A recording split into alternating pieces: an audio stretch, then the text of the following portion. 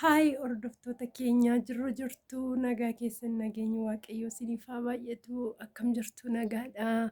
Nutis jirra nagaa keenya jireenya hunduyyuu bareeda bagattiin singee bagaggeessanii akkami jirtu nagaa keessanii. Nutis jirra akkam isin jirtu miti nagaa keessanidha. Baga ittiin singee warroonni biyya keessa biyya alaa jirtanii baga geessanii.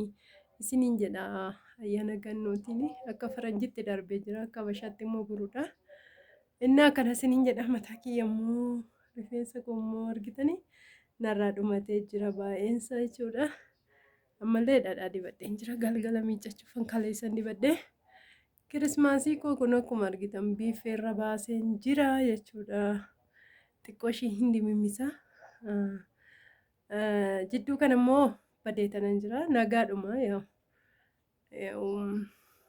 cal jedheetumaan badee malee nagaadhuma kiyyaan isiniin jedha akkam isin jirtu nagaa keessanii miti nuti jirra ayyaanni qophiin maal fakkaata isin bira nu bira bareeda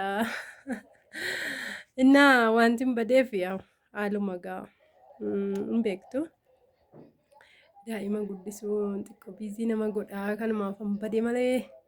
Nagaa goote isiniin jedha kun akkas fakkaadhee tanan jira har'a tuuttaa uffadhee kaleessa galgala bokkaan roobee baay'ee qorra nu bira jechuudha. Duriyyuu hin qorra baay'ee isaa karri keenya.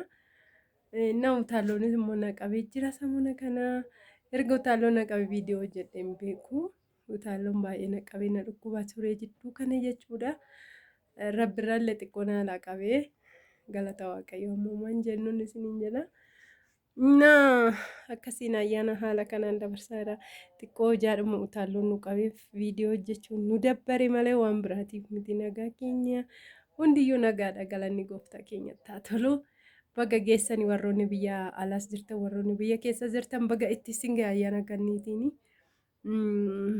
akkuma argitanii homaa waan haaraa wanti hojjedhee hin jiru kirismaasii qofaan fuudhee biifee gubbarra baasee jechuudha. Akkuma argitanii rabbirraan rafee jira gola jechuudha. Maggarajaa hidhee tanan jira. Kun rabbirraan ala.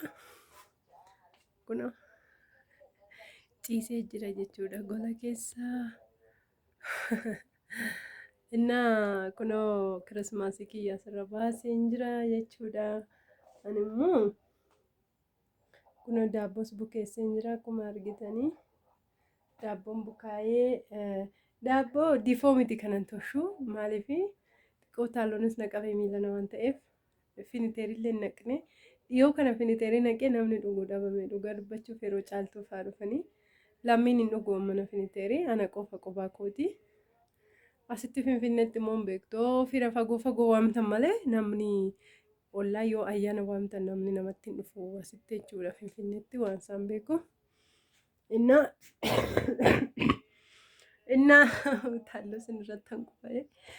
Inna hordoftoota kiyyaa haala kana yaanii ayyaana kabajaa jirra hin baduu jira jechuudhuma waan dhufe jechuudha. Jaa ayyaana ta'eef qophiin ayyaana maal fakkaata isin bira nu bira shaggaadha. Maaliif taa'een viidiyoo isin hojjedha hin dimimmise guyyaa manni koo keessa hin dimimmisa waan isaan beeku guyyaa baay'ee dimimmisa manni keenya. Inna kanatti immoo qadaada baaldiin qadaade daabboo eeleedhuma biddeenaa irratti gochuufanidha argaa. Kun akkas fakkaata. Bukeesseen jira gadi hin deebisne garuu jechuudha.